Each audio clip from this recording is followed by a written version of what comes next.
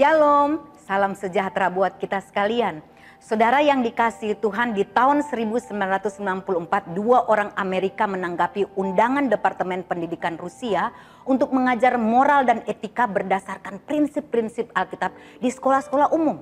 Mereka diundang mengajar di penjara-penjara, kantor-kantor, departemen kepolisian, pemadam kebakaran, dan di sebuah rumah yatim piatu yang besar.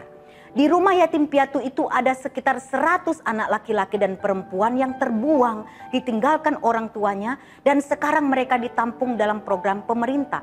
Suatu kali mendekati musim libur Natal tahun 1994, anak-anak yatim piatu itu untuk pertama kalinya mendengar kisah Natal.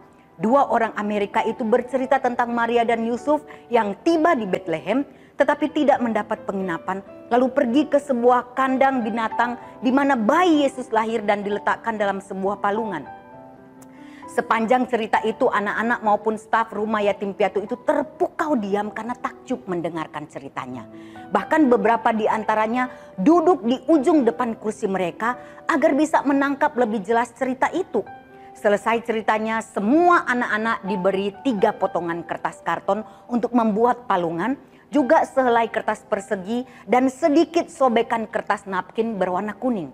Sesuai petunjuk, anak-anak itu menyobek kertasnya dan dengan hati-hati menyusun sobekan pita-pita seakan-akan jerami kuning di palungan. Potongan-potongan kecil kain flanel digunting dari gaun malam bekas dari seorang ibu Amerika saat meninggalkan Rusia dan dipakai sebagai selimut kecil bayi itu. Bayi mirip boneka pun digunting dari lembaran kulit tipis yang dibawa dari Amerika. Mereka semua sibuk menyusun palungan masing-masing saat orang Amerika berjalan keliling memperhatikan kalau ada yang butuh bantuan. Semuanya kelihatan beres sampai seorang dari orang Amerika itu tiba di meja si kecil Misha, seorang anak laki-laki. Kelihatannya dia berumur sekitar 6 tahun dan sudah menyelesaikan proyeknya. Sewaktu dia lihat palungan bocah kecil ini, dia heran karena di dalam palungan itu ada 2 bayi. Cepat dia memanggil penerjemah agar menanyai anak ini kenapa ada 2 bayi. Dengan melipat tangannya dan mata menatap hasil karyanya, anak ini mulai mengulang kisah Natal dengan amat serius. Untuk anak sekecil dia yang baru sekali mendengar kisah Natal, ia mengurutkan semua kejadian itu demikian cermat dan telitinya. Sampai pada bagian kisah di mana Maria meletakkan bayi itu ke dalam palungan. Di sini si Misha mengubahnya. Ia membuat penutup akhir kisah ini demikian.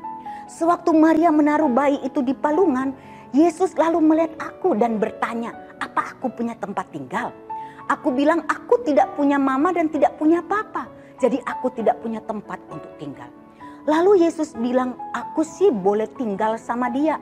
Tapi aku bilang tidak bisa. Sebab aku kan tidak punya apa-apa yang bisa kuberikan sebagai hadiah seperti orang-orang dalam kisah itu. Tapi aku begitu ingin tinggal bersamanya. Jadi aku pikir apa ya yang aku punya yang bisa dijadikan hadiah. Aku pikir barangkali kalau aku bantu menghangatkan dia itu bisa jadi hadiah. Jadi aku bertanya pada Yesus, kalau aku menghangatkanmu cukup tidak itu sebagai kado? Dan Yesus menjawab, kalau kamu menjaga dan menghangatkan aku, itu bakal menjadi hadiah terbaik yang pernah diberikan oleh siapapun padaku. Jadi begitu, terus aku masuk dalam palungan itu. Lantas Yesus melihatku dan bilang, aku boleh kok tinggal bersamanya untuk selamanya. Saat si kecil Misha berhenti bercerita, air matanya menggenang meluber jatuh membasahi pipinya yang kecil. Wajahnya ia tutupi dengan tangannya. Kepalanya ia jatuhkan ke meja dan seluruh tubuh dan pundaknya gemetar saat ia menangis dengan terseduh. Yatim piatu kecil ini telah menemukan seseorang yang takkan pernah melupakan atau meninggalkan dia. Yang takkan pernah berbuat zalim kepadanya. Seseorang yang akan tetap tinggal dan menemaninya untuk selamanya. Saudara yang dikasihi Tuhan, setiap tahun kita memperingati hari kelahiran Yesus, bukan? Adakah kita pernah berpikir seperti anak kecil ini? Apa yang sudah dan dapat aku berikan sebagai hadiah terbaik buat Yesus? Dia sudah memberikan dirinya yang terbaik untuk kita semua yang dikasihinya. Saudara, kisah orang Majus dari Timur merupakan bagian firman Tuhan yang dapat menjadi refleksi bagi setiap kita. Matius 2 ayat 11 mencatat, maka masuklah mereka, orang-orang Majus itu, ke dalam rumah itu, dan melihat anak itu bersama Maria, ibunya, lalu sujud menyembah dia. Mereka pun kemudian membuka tempat harta bendanya dan mempersembahkan persembahan kepadanya, yaitu emas, kemenyan, dan mur. Saudara, jika diperhatikan, orang-orang Majus ini bukan termasuk keturunan bangsa Israel. Mereka adalah orang-orang kafir, orang-orang yang tidak mengenal Allah. Namun menariknya, dalam bacaan ini kita melihat betapa bergairahnya orang-orang Majus ini untuk berjumpa dan memberikan persembahan. Bahkan datang menyembah Yesus. Perjalanan yang jauh dan sulit tidak mematahkan semangat mereka untuk berjumpa dengan Yesus. Bagaimana dengan kita? Adakah kita mau memberikan yang terbaik buat Yesus? Meskipun itu sangat sulit untuk kita berikan. Meskipun itu keluar dari persembahan yang tidak mampu untuk kita berikan kepada Yesus.